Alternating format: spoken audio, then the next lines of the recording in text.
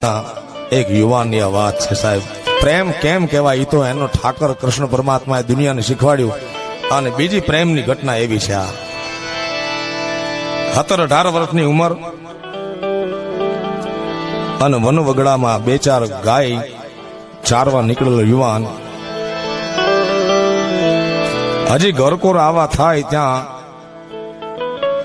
ઈ વનવગડામાં એક માફો જાય, એક વેલુડું જાય. એમાં ચાંદીના પતરા જેવી દાઢીના આધેડવયનો પુરુષ બેઠો છે ને એક નવોઢા ભાઈ છે. અજાણ્યા માણસને ખબર પડે કે વહુને કદાચ પહેલા આણે તેડીને આવતો હશે. એ યુવાન 18-19-20 વર્ષનો યુવાન જય માતાજી કરે, જય ઠાકર કરે અને કે મહેમાન કયું ગામ? તો કે ફલાણું. ક્યાં જાવું? તો કે ફલાણા ગામ. તો કે રસ્તો લાંબો છે, હાલો મારા નેહડે, મારા ઝૂંપડે હાલો. અને ઝૂંપડા વાળા જ બોલાવે ભાઈ, બંગલા વાળા તો બોલાવે કે ન બોલાવે એનું નક્કી નહીં કાંઈ. એ ઝૂંપડીએ કોક તો જાજો કે મારા નેહડે હાલો, છાસુ પીને રાત વાહો કરીને હવાર વિયા જાજો. આવે વિધવા માનો એકનો એક દીકરો ગરીબાઈ આંટો લઈ ગયેલી માને કે માં કે મહેમાન છે. ભલે બેટા. એ માં ઢાળિયા જેવા રહોડામાં રોટલા ઘડવા જાય ને ઓલી નવોઢા બાઈ હતી એ સંસ્કારી બાપની દીકરી, એને એમ કે વિધવા માને મદદ કરાવવા જાય અને માને કે માં લાવો રોટલા આજ હું ઘડું. ઢાળિયામાં બેઠા બેઠા આધેડ ઉંમરનો પુરુષ અને યુવાન બે વાતું કરે છે. ઓલા યુવાનને રોટલાની થપાટના અવાજ આજ કાંઈક નોખા સંભળાય છે. મનમાં એમ થયું કે આહા, મારે તો બાપ નથી, કાંઈ એવી જમીન નથી, અમીરાત નથી, મને દીકરી કોણ દે? પણ આવી રોટલા ઘડવા વાળી ભાઈ હોય તો ફાટ ગયો. પોતાના વિચાર ને પાછો ઘા કરી દીધો કે અરે મારાથી આવો વિચાર કરાય નહીં. ઊંચા કળનો આદમી નીચા કરે નહીં કામ. આયા ઈ નવોઢા બાઈને એમ થયું કે નથી આંખની ઓળખાણ, નથી પાંખની ઓળખાણ, અને મારો ધણી કે મારો પિયું, મારો કંથ કેવો એ તો મેં જોયો નથી, કારણ કે બચપણમાં લગ્ન થાય.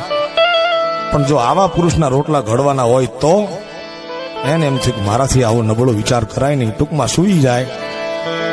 સવારમાં પો ચારવા, પરોડ ચારવા માં જગાડે દીકરા, એ નાગ જાગ બાપ.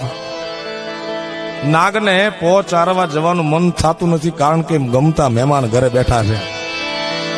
માને કઈ નહીં જાય કે માં હમણાં પહર ચારીને આવું, મહેમાનને ઘડીક રોકજે. ભલે બેટા. વળી પાછો ડેલીએ જાય ને વળી પાછો માં મહેમાન નો રોકાય તો એને ઠાકરના સોગંદ દેજે. ભલે બેટા. વળી પાછો જાય ને વળી આવે કે માં મહેમાન નો રોકાય તો એને મારા ગળાના હમ દેજે, પણ જવા ન દેતી. ભલે બેટા. ટૂંકમાં પહર ચારવા જાય વગડામાં એનું મન લાગતું નથી. ગાયની ખરીમાં લાકડી મારતો જાય કે જટ ઘરે હાલ, જટ ઘરે હાલ. ઈ ઘરના ફળિયામાં આવીને જોવે તો એની માં ને એનું છાપરું માં કે હા બેટા કે માં મહેમાન કે બેટા મહેમાન તો નીકળી ગયા. માં એને ઠાકરના સોગંદ દીધા હતા? તો કે હા.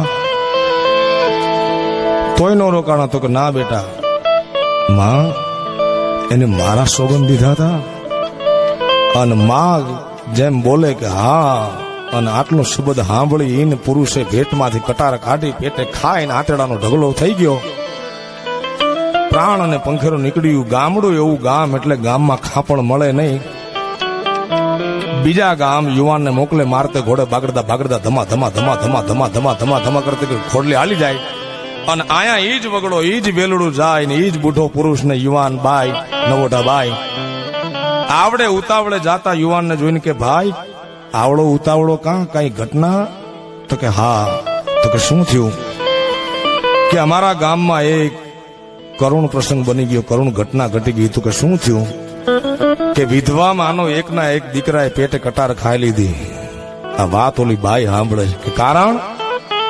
કે કારણ મહેમાન નો રોકાણા એટલે. અને ઈ વાત બાઈએ સાંભળીને બાઈએ અંબોડામાંથી કટાર ખાઈને ગળે ખાઈ લીધી. અને જીવને જમને વાદ હાલતો તો ત્યારે ગાતી હતી, એ નાગ સે મારો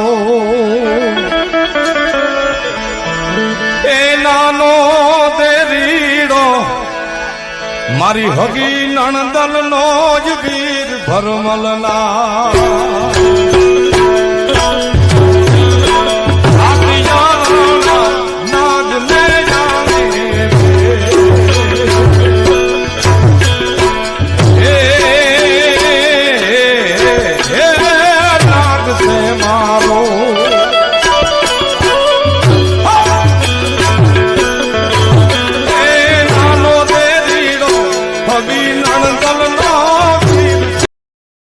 Share chat.